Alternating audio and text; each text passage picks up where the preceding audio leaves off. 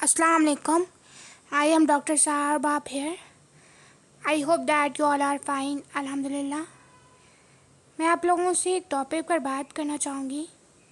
Topic है फ़रार. फ़रार के क्या मायने होते हैं? फ़रार से मुराद ये होती है कि जब हम कुछ समझना नहीं चाहते या जो भी हालात चल रहे होते हैं हम उनसे फ़रार हासिल करना चाहते हैं, इसलिए हम फ़रार को उस वक्त अपनाना ज़्यादा बेहतर समझते हैं. फ़रार क्या हल होता है कोई? फ़रार हल तो नहीं होता, लेकिन हाँ, हमें उस वक्त ये लगता है कि हम इस जो भी हालात या जो भी चीज़ें चल रही हैं इनसे खुद को बाहर निकालने की कोशिश कर रहे हैं और फ़रार के लिए हम कुछ भी कर सकते हैं. मतलब जो हमें अच्छा लगता है हम वो करते हैं.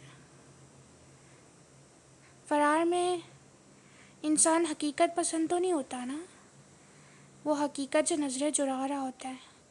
जी बिल्कुल ऐसे ही होता है. फ़रार में हम हकीकत को एक्सेप्ट नहीं करते, उससे नज़रें चुरा रहे होते हैं या उसको एक्सेप्ट नहीं कर पा रहे होते, इसलिए हम फ़रार का रास्ता ही बेहतर समझते हैं. फ़रार से अपनी जगह पर वापस आना, उसमें कितना टाइम लगता है और हम फ़रार से वापस कैसे आते हैं, अपनी रूटीन पर कैसे आते हैं, काम कैसे कर सकते हैं. ओके, फ़रार से वापस ये तो उस पर्सन पर डिपेंड करता है कि वो कितने टाइम से ही फ़रार को अप्लाई करेगा और वापस अपने कामों पर, अपनी रूटीन्स पर आएगा. और अपने रूटीन पर वापस आने के लिए उसको कॉन्शियस एफ़र्ट करनी पड़ती है, उसे ख़ुद को धकेलना पड़ता है, उसकी विल पावर यूटिलाइज़ होती है.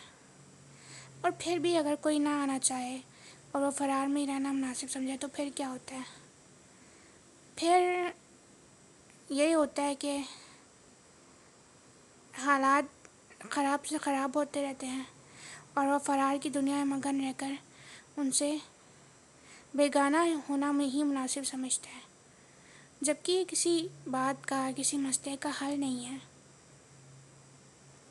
जी ये ठीक है कि जब बच्चे पढ़ते पढ़ते थक जाएं या उनका पढ़ने का दिल नहीं करे तो वो थोड़ी देर ब्रेक ले लेते हैं और उस ब्रेक में वो अपनी फेवरेट एक्टिविटीज़ करते हैं. फिर भी उनको ब्रेक के बाद अपनी पढ़ाई पर फोकस करना पड़ता है, उनको पढ़ना पड़ता है, वो उनकी रिस्पॉन्सिबिलिटी होती है, इसलिए वो करते हैं. और वो ख़ुद को रिलैक्स करने के लिए थोड़ा सा ब्रेक लेते हैं, फिर वो वापस अपने कामों पर आते हैं. तो हमें भी यही करना चाहिए कि हम थोड़ा ब्रेक ले लिया करें. हाँ ज़रूर, दिन में अगर कुछ काम कर रहे हैं, बहुत हैट्रिक हो गया है और हम फिज़िकली या मेंटली थक गए हैं तो हमें थोड़ा सा ब्रेक लेना चाहिए और उस ब्रेक में हमें अपनी फेवरेट एक्टिविटीज़ करनी चाहिए और कुछ ना कुछ नया रिसर्च करना चाहिए. क्योंकि जब हम सर्च करते हैं तो हमारी क्यूरोसिटी कम होती है और ये भी एक पज़ल होती है कि हमें किसी चीज़ की क्यूरोस है और हम उस क्यूरोस के लिए एफ़र्ट कर रहे हैं, तो ये भी एक प्रोडक्टिव वर्क होता है. जानती हूँ कि ज़िंदगी हमारी मर्ज़ी के मुताबिक नहीं चलती और ज़िंदगी के इम्तिहान में हम फुल मार्क्स लेना चाहते हैं और हम इसीलिए एफ़र्ट भी करते हैं. हम चाहते हैं कि हम ज़िंदगी के सब्जेक्ट में ख्वाहिश के चैप्टर को, खुशी के चैप्टर को, ख्वाब के चैप्टर को, उम्मीद के चैप्टर को अच्छे से पढ़ें, समझें और इन्हें अप्लाई करना चाहें. हम हर बार एफ़र्ट करते हैं और हमारी एफ़र्ट में खालिस्तन मवाद भी होता है. उसके बावजूद भी बहुत सारे ऐसे असबाब होते हैं जिनके तहत हम उन चैप्टर्स में इतना अच्छा स्कोर नहीं ला पाते. कभी हम एवरेज मार्क्स देते हैं, कभी हम बहुत कम मार्क्स लेते हैं. तो ये सारी सूरत हाल है. اور ہم اس تکلیف سے باہر نکلنے کے لیے فرار کو اپلائی کرتے ہیں۔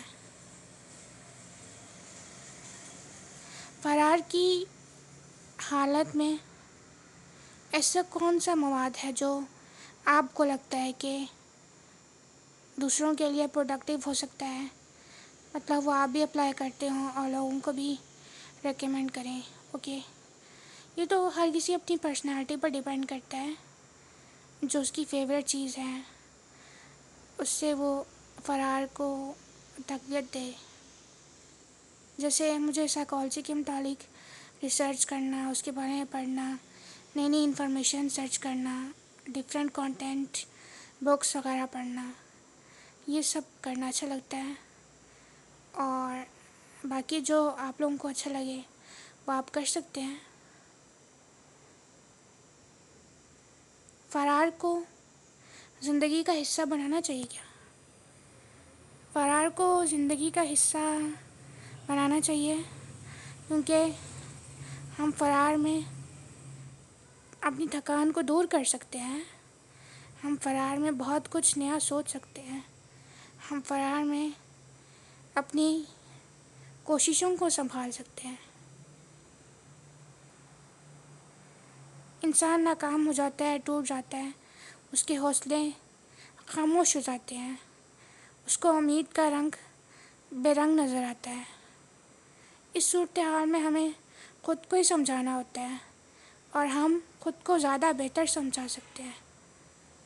تو اس صورتحال میں تو بس یہی ہوتا ہے کہ ہمیں خود کو سمجھانا چاہیے، ہم اپنے فرار کو پروڈکٹیولی اپلائی کرنا چاہیے اور ان ساری چیزوں سے مستفید ہو کر حالات کا سامنا کرنا چاہیے۔ جی گائز، یہ انفارمیشن آپ لوگوں کو کیسی لگی؟ اللہ حافظ۔